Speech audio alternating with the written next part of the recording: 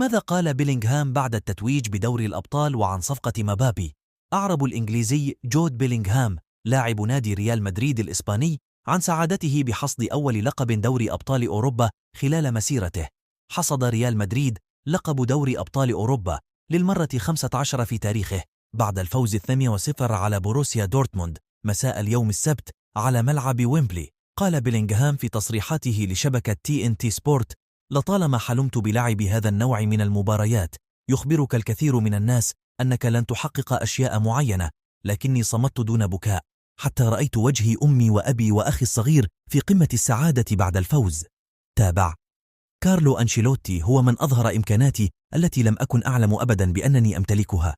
أضاف: إنه أمر محرج بعض الشيء عندما يتحدثون عن عدد بطولات دوري أبطال أوروبا التي فازوا بها ولا يمكنك المساهمة في المحادثة. أردف: كان توني كروس دائما أول من يتدرب، وكان من دواعي سروري أن أكون معه العام الماضي. أكمل: لقد طلبت من مورينيو التقاط صورة مع والدتي، لقد كانت معجبة به لسنوات. أتم: إذا تعاقد الريال مع مبابي فسيكون أمرا مذهلا، لأن اللعب معه سيكون أمرا مميزا.